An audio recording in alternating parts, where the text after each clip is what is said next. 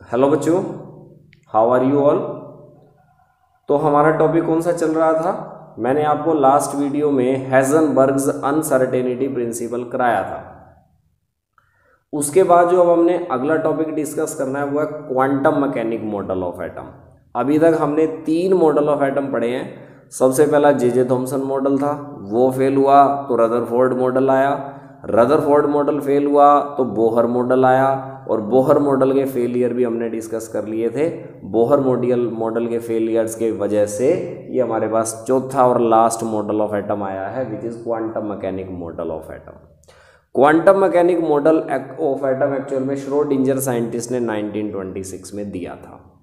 इसने क्या कंसीडर किया?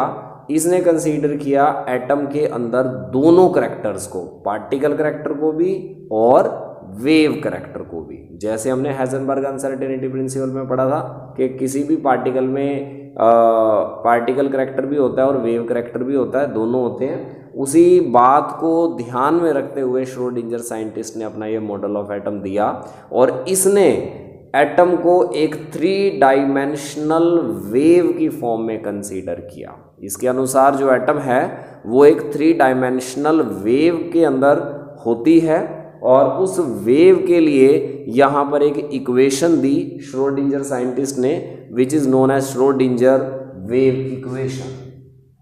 श्रोडिंजर वेव इक्वेशन, ये इक्वेशन ही इस मॉडल का आधार है।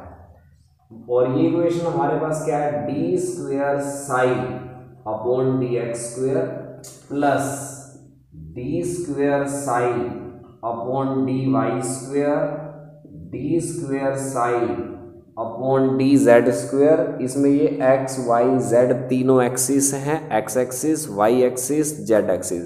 3 डायमेंशनल वेव की फॉर्म में कंसीडर कर रहा है ये इलेक्ट्रॉन की मूवमेंट को या एटम को।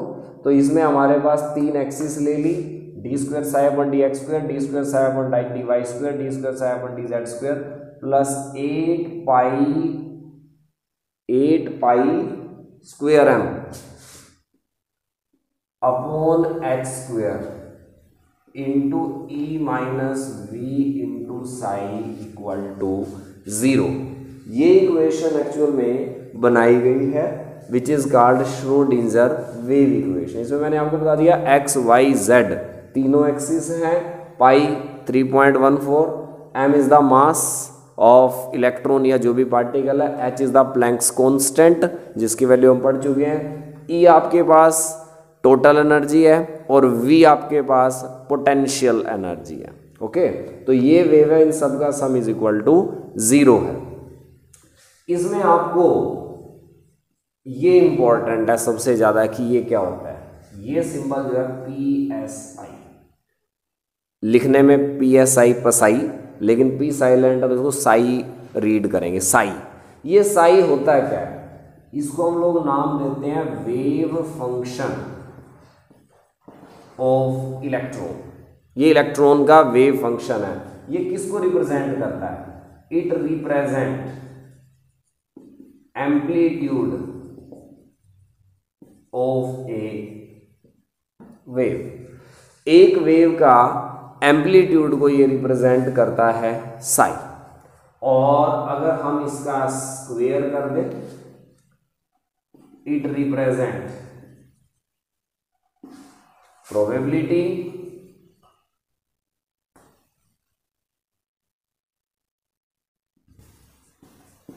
ऑफ finding the electron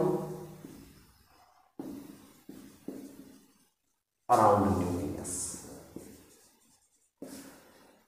आपके पास यहां से 2 मार्क में क्वेश्चन आ सकता है, what is the significance of Sai and Sai square. Sai की और साई स्क्वायर की सिग्निफिकेंस क्या है? तो आपने लिखना है जो साई है ये क्या रिप्रेजेंट करता है? It represent amplitude of the wave, wave का एम्पलीट्यूड।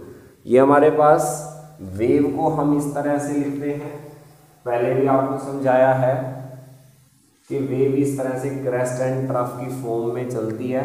तो जो ये इतना है ये psi, amplitude of a wave, ठीक है ना, that represent by symbol psi. तो psi wave function of electron है, it represent the amplitude of the wave, ठीक है ना। साई स्क्वायर अगर हम इसका स्क्वायर कर दें तो हमारे पास आ जाता है न्यूक्लियस के चारों तरफ इलेक्ट्रॉन पाने की probability, probability of finding the electron around the nucleus.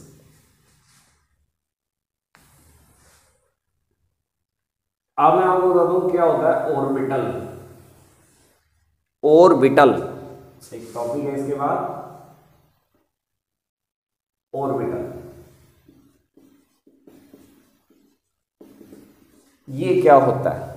ये आपका न्यूक्लियस है। इस न्यूक्लियस का 3 डायमेंशनल स्पेस, वो 3 डायमेंशनल स्पेस इसके चारों तरफ का जिसमें 90 से 95% तक इलेक्ट्रॉन्स आ जाएं, उसे ऑर्बिटल कहा जाता है। तो हम इसको कैसे डिफाइन करेंगे? It is 3 dimensional space around nucleus. Nucleus के चारों तरफ का वो 3 डायमेंशनल स्पेस जहां पर electron probability is maximum. Maximum का मतलब जिसमें 90 से 95% इलेक्ट्रॉन प्रेजेंट है न्यूक्लियस के चारों तरफ, that 3 dimensional space is known as orbital. एक वर्ड हमने पढ़ा था ऑर्बिट, और एक वर्ड ये ऑर्बिटल है। ऑर्बिट क्या था? Circular path around the nucleus जिसमें इलेक्ट्रॉन घूमते हैं, और ऑर्बिटल क्या है? 3 dimensional space around the nucleus where electron probability is 90 to 95%। तो दोनों में डिफरेंस भी आपके पास आ सकता है। ऑर्बिट और ऑर्बिटल में अंतर क्या है? 4-5 डिफरेंसेस हैं। नोट्स की PDF फाइल जो मैंने आपको भेजी है उसमें भी लिखा पड़ा है, बुक में भी लिखा पड़ा है, तो आप ध्यान से करेंगे दोनों में डिफरेंस, ऑर्बिटल और ऑर्बिट में क्या डिफरेंस है। तो ये टॉपिक डिस्कस करने के बाद अब जो हम टॉपिक डिस्कस करने जा रहे हैं ना, that is the most important topic. सबसे ज़्यादा इंपॉर्टेंट टॉपिक अब शुरू कर रहा हूं मैं इस यूनिट का, और वो टॉपिक हमारे पास है क्वांटम नंबर। ये आपने बड़ी ध्यान से समझना है। इससे रिलेटेड क्वेश्चन 100% पेपर में आता ही आता है, पक्का आता है ये क्वेश्चन क्वांटम नंबर से रिलेटेड। और ये नहीं समझ में आया तो इस यूनिट को करने का कोई फायदा ही नहीं है। यानी कि इस यूनिट में सीखने की चीज़ एक तो ये है क्वांटम नंबर, और इसके बाद एक चीज़ और सिखाऊंगा इलेक्ट्रॉनिक कन्फ्यूगरेशन। 2 चीज़ें आपकी मोस्ट इंपॉर्टेंट है जो आपके लिए नई भी हैं और इम्पोर्टेंट भी। पीछे जो मॉडल कराए हैं, बोर मॉडल था, रदरफोर्ड मॉडल था, J Thomson, electron, proton, neutron, ये एक नॉर्मल बातें थी। आप 9वीं क्लास में भी वो सारी बातें पढ़ के आए थे। ये टॉपिक नया और वेरी वेरी इंपॉर्टेंट है, इसलिए इसको ध्यान से समझेंगे सारे बच्चे। क्वांटम नंबर किसको बोला जाता है? आपके पास 4 नंबर्स हैं, a set of 4 numbers with the help of which, जिनकी सहायता से we can gate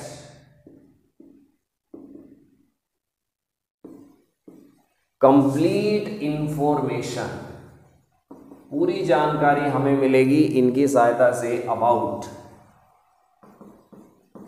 structure of atom.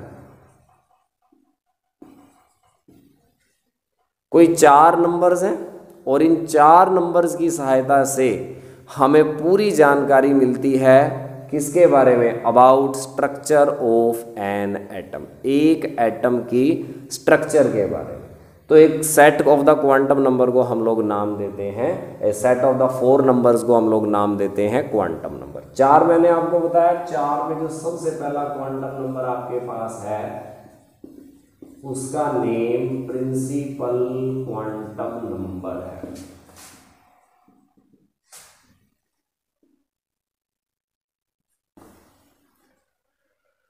Principal quantum number जिसका सिंबल आपके पास क्या होता है? स्मॉल n, ये है। ये हमें क्या बताता है? इट गिव अस आइडिया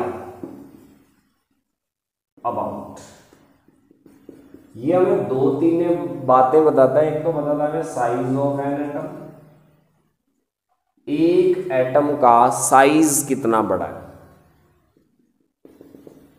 दूसरी बात हमें बताता है नंबर ऑफ शेल, शेल कह लो या ऑर्बिट कह लो, present in an atom. Atom के अंदर शेल कितनी है या ऑर्बिट कितने हैं। और तीसरा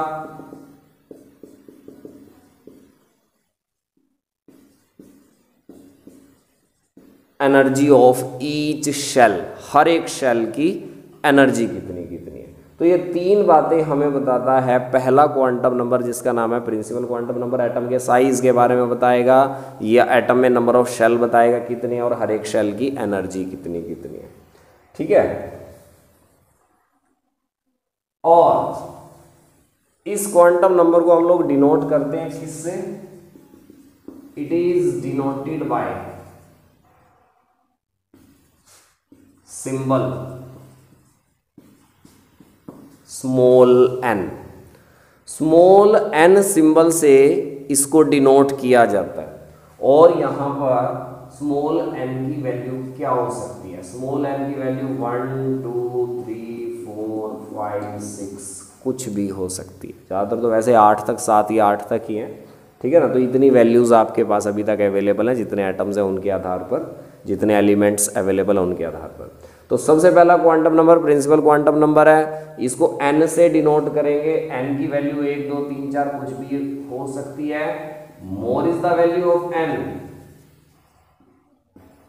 जितनी n की वैल्यू ज्यादा होएगी bigger will be the size of atom, उतना ही एटम का साइज भी बड़ा होता चला जाएगा। n की वैल्यू जितनी बढ़ती जाएगी एटम का साइज भी उतना ज़्यादा बड़ा होता चला जाएगा। तो ये हमारे पास फर्स्ट क्वांटम नंबर था जिसका नेम था प्रिंसिपल क्वांटम नंबर। और एक बार मैं आपको यहाँ पर डायग्राम से समझा देता हूँ। ये मान लो न्यूक्लियस है और ये 1 2 3 4, ये n इज इक्वल टू 1 है, n इज इक्वल टू 2 है, n इज इक्वल टू 3 है, n इज इक्वल टू 4 है। अभी मैंने प्रिंसिपल क्वांटम नंबर बताया था, अगर n इज इक्वल टू 1 इसमें एक ही शेल होती तो इसका साइज इतना था। n इज इक्वल टू 2 मतलब 2 शेल आ गई, थोड़ा साइज बड़ा हो गया। n इज इक्वल टू 3 में थोड़ा साइज और बड़ा हुआ, n इज इक्वल टू 4 में साइज और बड़ा हुआ। मतलब कहने का ये है जितनी n की वैल्यू बढ़ती जाएगी एटम का साइज भी उतना बढ़ता चला जाएगा। तो इससे नंबर ऑफ शेल पता लगती है। n इज इक्वल टू 1 का मतलब एक ही शेल है, n इज इक्वल टू 2 का मतलब 2 शेल हैं उसमें, शेल कह लो या ऑर्बिट कह लो, ये जो सर्कुलर पाथ है। n इज इक्वल टू 3 का मतलब 3 शेल, 4 का मतलब 4 शेल। तो ये फर्स्ट क्वांटम नंबर था। अब हम सेकंड क्वांटम नंबर पर आते हैं, जिसका नेम है अजीमुथल या एंगुलर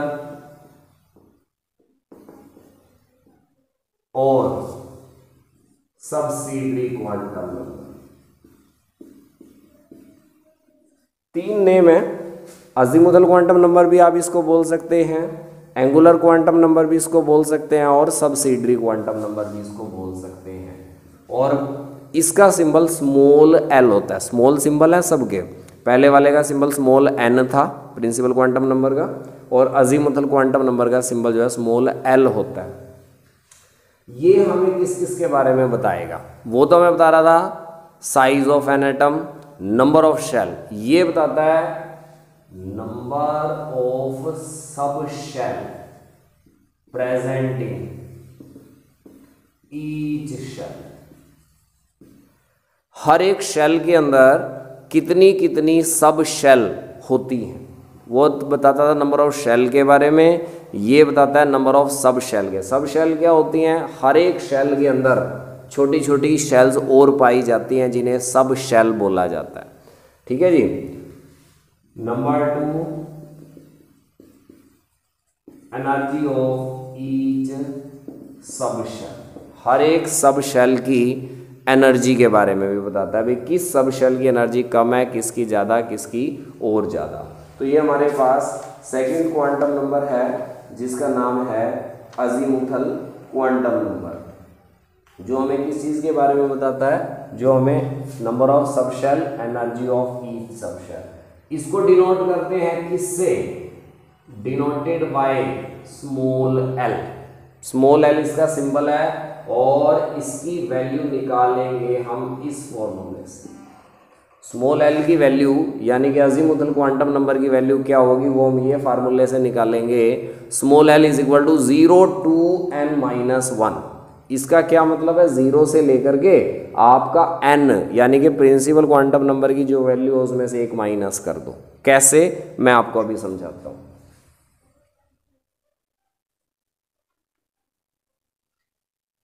मैं सबसे पहले लिखूं कि अगर हमारे पास n की वैल्यू 1 है, या पहले लिख दूं l निकलेगा कैसे दोबारा से, 0 to n-1 ये निकला। अब लिखता हूं अगर हमारे पास n की वैल्यू 1 है तो यहाँ 1 रखना, 1 में से 1 गया, कितना रह गया 0, 0 से 0 तक की काउंटिंग करना, l इज इक्वल टू 0 है। क्लियर है सबको? तो l की वैल्यू क्या आई, 0 आई। l इज इक्वल टू 0 का मतलब S सब शेल, तो ऐसी सब शेल को S सब शेल बोला जाता है। ठीक है ना, ये आपने ध्यान रखना है कि L की वैल्यू अगर 0 है तो उसको S सब शेल बोलते हैं। यानी कि n इज इक्वल टू 1, पहली शेल में एक ही सब शेल है और उस सब शेल का नेम क्या है, S सब शेल है। तो मैं यहाँ पे लिख देता हूँ S के फर्स्ट शेल के अंदर एक ही सब शेल पाई जाती है और उसका नेम है S सब शेल। अब हम चलते हैं आगे। अगर n की वैल्यू हमारे पास 2 है, यहाँ 2 रखो, 2 में से 1 गया, 1 रह गया, 0 से 1 तक की काउंटिंग। l हमारे पास क्या आया, 0 1। 0 तो मैंने आपको बता ही दिया था s, और 1 हो तो p, यानी कि दूसरी शेल में 2 सब शेल पाई जाती हैं और उनका नेम है s एंड p। मतलब ये हमारी दूसरी शेल है, इसमें S एंड P 2 सब शेल पाई जाते हैं। फिर हम आते हैं n इज इक्वल टू 3 पे। अगर हमारे पास n की वैल्यू 3 है तो हमारा L कितना बनेगा, यहाँ 3 रखो, 3 में से 1 माइनस किया, कितना रह गया 2, 0 से 2 तक की काउंटिंग, 0 1 2, कितनी आई, 3 वैल्यूज आई, तो 3 सब शेल बनी है। S 0 के लिए S, 1 के लिए P और 2 के लिए D नाम पड़ेगा, D सब शेल। तो ऐसी सब शेल को D, यानी कि तीसरी शेल में 3 सब शेल पाई जाती हैं और उन 3 सब शेल के नेम हैं S P D। अब मैं चौथी पे आता हूं, यानी कि जब n की वैल्यू अगर 4 हो तो 4 में से गया 3, 0 से 3 तक की काउंटिंग, 0 1 2 3। 0 का मतलब S, 1 का मतलब P, 2 का मतलब D, 3 का मतलब F। तो कितनी सब शेल आ गई हैं, 4। तो ये हमारे पास है S P D F, तो 4 सब शेल। पहली शेल में एक ही सब शेल पाई जाती है, उसका नेम S सब शेल है। दूसरी शेल में 2 सब शेल पाई जाती हैं, उसका name S and P sub shell है। तीसरी शेल में 3 सब शेल पाई जाती हैं जिनका नाम S P D है। चौथी शेल में 4 सब शेल पाई जाती हैं जिनका नाम S P D F है। 5वीं शेल भी होती है, 6ठी भी होती है, वो आपको करने की जरूरत नहीं है, अभी 4 तक करो आप, n इज इक्वल टू 4 तक करो, S P D 4 सब शेल करो। एनर्जी की बात मैं बताऊं, जो न्यूक्लियस के जितना नज़दीक है उसकी एनर्जी उतनी ही कम है। तो न्यूक्लियस के सबसे क्लोज कौन है, S, तो S की एनर्जी सबसे कम। S से थोड़ा दूर कौन है, P, P की एनर्जी उससे थोड़ी ज़्यादा। P से दूर कौन है, D, उससे ज़्यादा। F की सबसे ज़्यादा। न्यूक्लियस के सबसे क्लोज कौन जा सकता है, पहली शेल में सिर्फ S ही होता है, अभी अपन ने देखा, ना P हो सकता, ना D हो सकता, ना F हो सकता। तो फर्स्ट शेल में सिर्फ S है, तो S की एनर्जी सबसे कम है। उससे थोड़ा दूर P आता है, उससे थोड़ा दूर D आता है, उससे थोड़ा दूर F आता है। तो S से ज़्यादा एनर्जी P की, P से ज़्यादा एनर्जी D की, D से ज़्यादा एनर्जी F की होती है। अब आपको एक बात ध्यान रखनी है कि L की वैल्यू से आपको पता लगेगा सब शेल कौन सी है। L की वैल्यू और यहां मैं सब शेल का नेम लिख रहा हूं, 0 1 2 3 S P D F। आपने ये बात याद रखनी है, ये नहीं भूलनी। एल की वैल्यू से आपको सब शेल का नाम पता चलता है। एल की value 0 s sub shell, l की value 1 p sub shell, 2 d, 3 f. तो ये आपने ध्यान रखना है बड़ी अच्छी तरीके से। ये हमारे पास था दूसरा क्वांटम नंबर। अब हम तीसरे क्वांटम नंबर पर आते हैं, और तीसरा क्वांटम नंबर हमारे पास होता है, third quantum number is known as magnetic quantum number.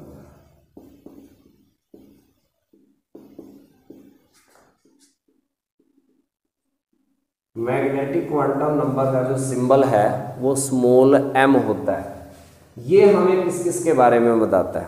पहले वाला बताता था एटम के अंदर शेल कितनी है, दूसरे वाला बताता था शेल में सब शेल कितनी है, ये बताता है number of orbitals in each sub shell. हर एक सब शेल में ऑर्बिटल्स कितने, ऑर्बिटल क्या होती है ये मैंने स्टार्टिंग में आज आपको कराया है। ऑर्बिटल क्या होता है? न्यूक्लियस के चारों तरफ का वो स्पेस जिसमें 90 से 95% तक इलेक्ट्रॉन प्रेजेंट हो, उसे ऑर्बिटल कहा जाता है। तो नंबर ऑफ ऑर्बिटल हर एक शेल में कितने हैं, ये बात हमें यहां से पता लगती है। और number of electrons in each sub shell, हर एक सब शेल के अंदर नंबर ऑफ इलेक्ट्रॉन्स भी पता लगते हैं। और तीसरी बात मैग्नेटिक मोमेंट, इलेक्ट्रॉन की मैग्नेटिक मोमेंट के बारे में भी पता लगता है। और इसको हम किस सिंबल से डिनोट करते हैं?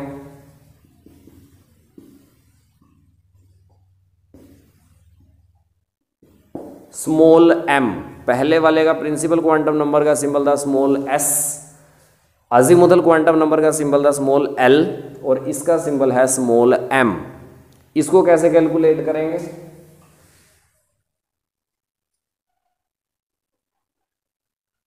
स्मॉल m को कैलकुलेट करने के लिए आपको ये फार्मूला अप्लाई करना है। Small m is equal to -l से लेकर के +l तक की काउंटिंग इंक्लूडिंग 0।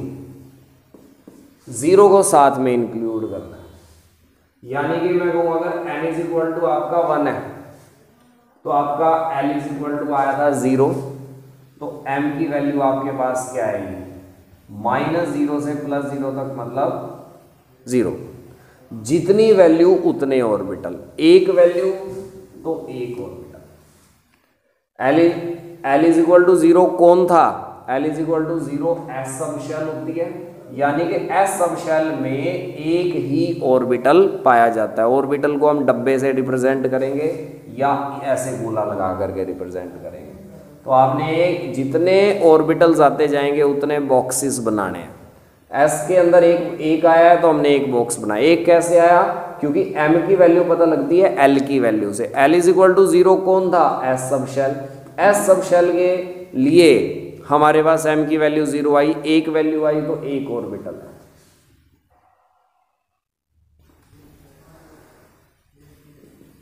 अब हम बात करते हैं सेकंड शेल की। n की वैल्यू अगर 2 है तो n की वैल्यू हमारी क्या बनेगी? 0 एंड 1 बनेगी।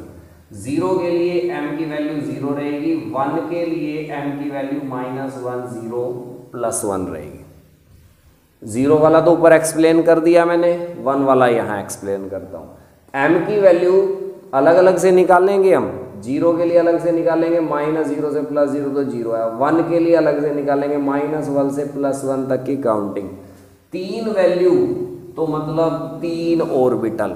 और l इज इक्वल टू 1 से निकाल लिया ना ये। l इज इक्वल टू 1 कौन होता है? p होता है, अभी थोड़ी देर पहले बताया था। l is equal to 0s, l is equal to 1 p होता है। तो 3 वैल्यू तो मतलब 3 ऑर्बिटल, और वो किसके? p के 3 ऑर्बिटल होते हैं, p सब शेल के। p सब शेल का नाम है, s सब शेल का नाम है, और इनके ये ऑर्बिटल आ गए। अब हम बात करते हैं n इज इक्वल टू 3 की। अगर n की वैल्यू 3 है तो हमारे पास l की वैल्यू क्या आई? 0 1 2। जितनी वैल्यूज m की अलग से निकालेंगे उसी तरह से पहले 0 से -0 से +0 तो 0 आई। 1 से निकालेंगे, -1 से +1 -1 0 +1 आया। 2 से निकालेंगे -2 -1 0 +1 +2, जितनी वैल्यूज उतने ऑर्बिटल्स। कितनी वैल्यूज हैं, इसका ऑलरेडी एक्सप्लेन कर दिया, एस का, पी का ऑलरेडी एक्सप्लेन कर दिया, और डी का है। L = 2 कौन होता है, L = 2 जो है वो D होता है। तो D की कितनी वैल्यूज आई हैं, 1 2 3 4 5, 5 वैल्यूज आई हैं। तो मतलब हमारे पास D के 5 ऑर्बिटल्स होते हैं, तो हम 5 बॉक्स बना देंगे, 1 2 3 4 5, ये हमारे पास D के हो गए। बनाने इसके भी हैं, इसके भी हैं, मैंने यहाँ नहीं बनाए, मैं एक ही बार बना रहा हूँ। L = 0 यहाँ समझा दिया भाई, अगर S है तो उसमें एक ही ऑर्बिटल पाया जाता है, P में 3 ऑर्बिटल पाए जाते हैं, D में 5 ऑर्बिटल पाए जाते हैं। अब हम लास्ट चलते हैं, N = 4। तो N = 4 है तो L की वैल्यू क्या होगी, 0 1 2 3, 4 वैल्यूज अलग अलग से आई। M अलग अलग से निकालेंगे, मैं अलग अलग से नहीं बता रहा, यहाँ बता दिया, यहाँ बता देता हूँ। M 0 रख के निकालेंगे तो 0 ही आएगा, 1 रख के निकालेंगे -1 0 +1 3 वैल्यूज आएंगी, 2 रख के निकालेंगे, अभी निकाल के दिखाया था, -2 -1 0 +1 +2 5 वैल्यूज आएंगी। 3 रख के दिखा देता हूँ, सिर्फ 3 रखेंगे यहाँ तो -3 -2 -1 0 +1 +2 +3, जितनी वैल्यूज उतने ऑर्बिटल्स। काउंट करो 1 2 3 4 5 6 7, 7 वैल्यूज तो मतलब 7 ऑर्बिटल, 1 2 3 4 5 6 7, और ये 7 ऑर्बिटल्स किसके आए हैं, F के। L = 0 S होता है, S का एक ही ऑर्बिटल है। L = 1 P होता है, P के 3 ऑर्बिटल होते हैं। L = 2 D होता है, D के 5 ऑर्बिटल होते हैं। L = 3 F होता है, F के 7 ऑर्बिटल्स होते हैं। तो इस तरह से हमें पता लगा मैग्नेटिक क्वांटम नंबर की हेल्प से किस किस सब शेल के कितने कितने ऑर्बिटल हैं। S सब शेल का 1 ऑर्बिटल, P सब शेल के 3 ऑर्बिटल, D सब शेल के 5 ऑर्बिटल, F सब शेल के 7 ऑर्बिटल।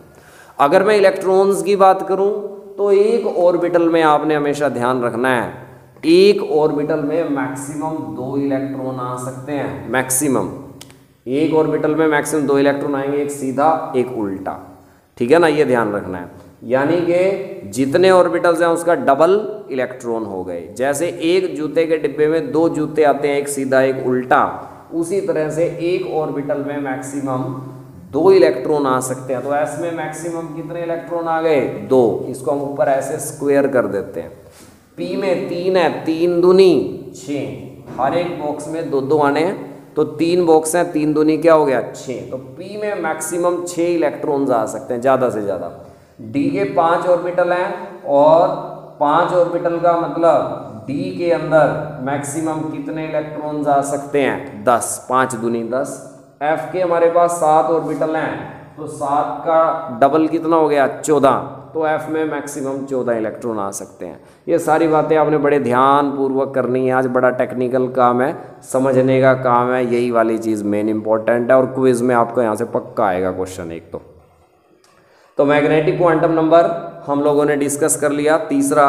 अब हम नेक्स्ट क्वांटम नंबर की बात करते हैं, 4th quantum number. Last quantum number जो सा हमारे पास है, that is known as spin quantum.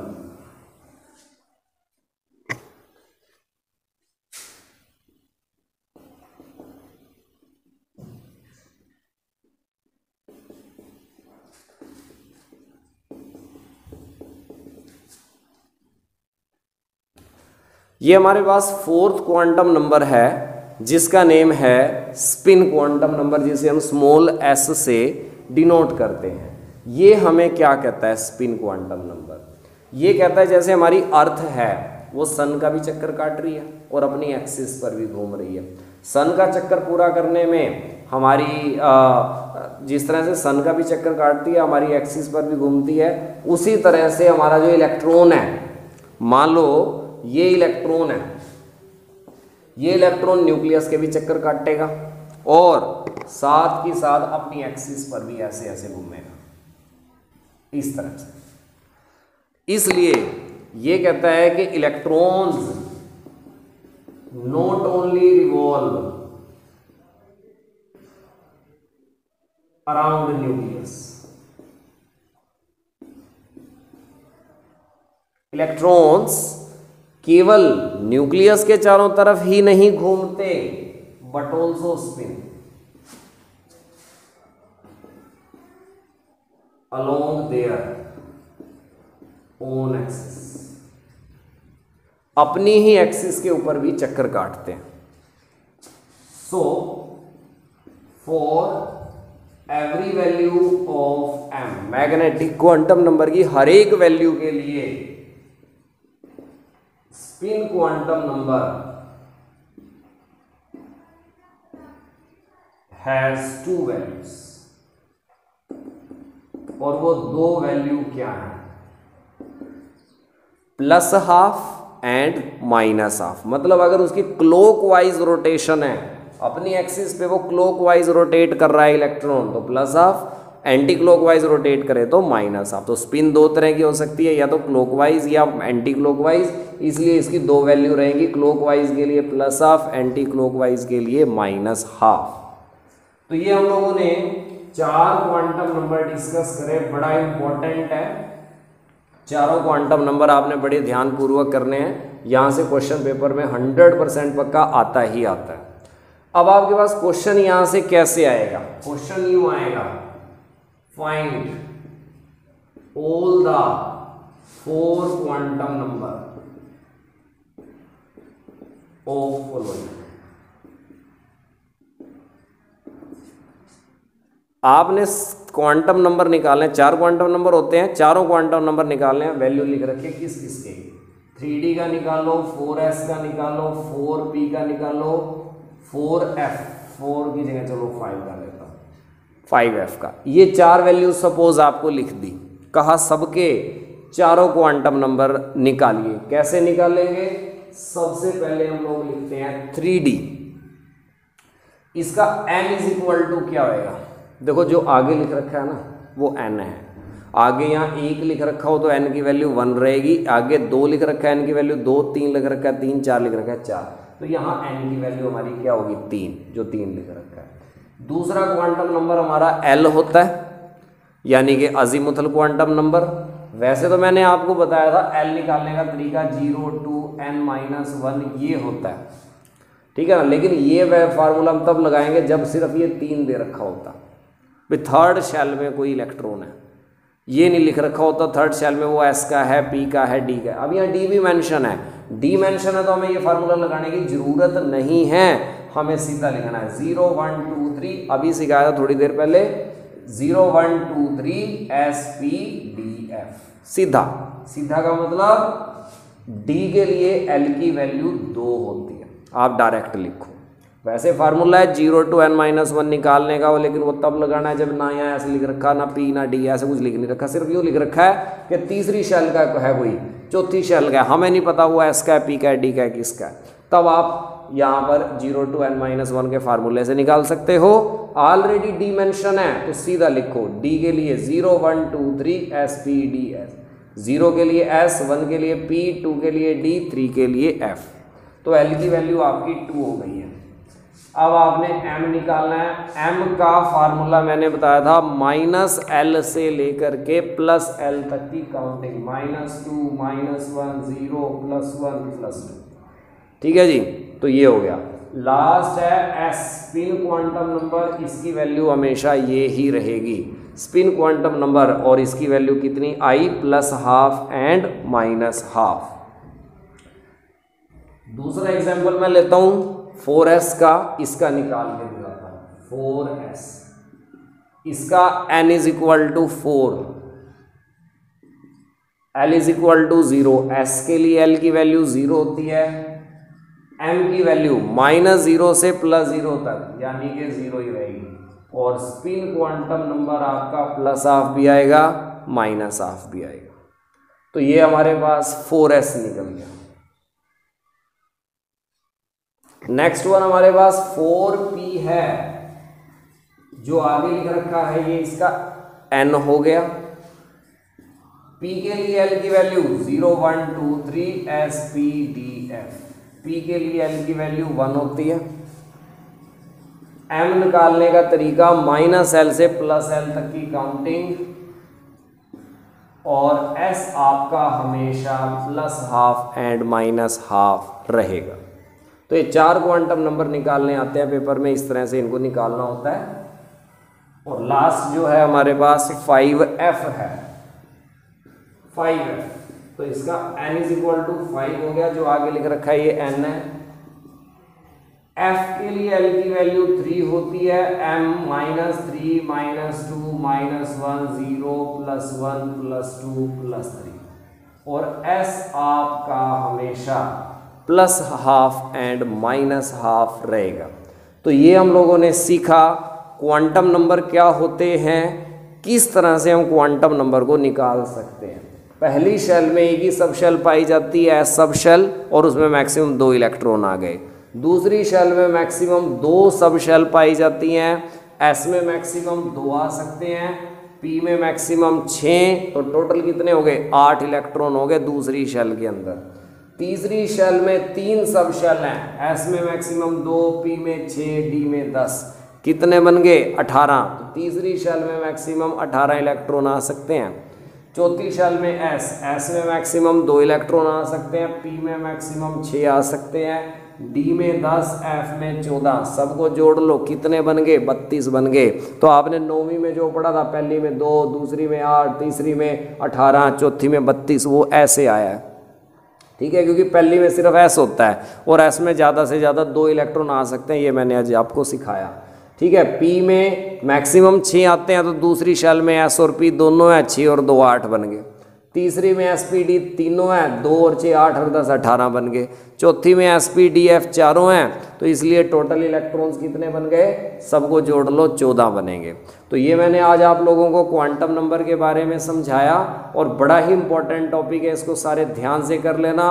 और अगली वीडियो भी इतनी ही इम्पोर्टेंट है जितनी इम्पोर्टेंट ये है, उसमें हम इलेक्ट्रॉनिक कन्फ्यूग्रेशन पढ़ेंगे, ठीक है। इलेक्ट्रॉनिक कन्फ्यूग्रेशन का मतलब इलेक्ट्रॉन का वितरण, और वो सीखेंगे, वो भी बड़ा इंपॉर्टेंट है पेपर में, वहाँ से भी आपका क्विज में वहाँ से भी क्वेश्चन पक्का आएगा, ठीक है प्यारे बच्चों।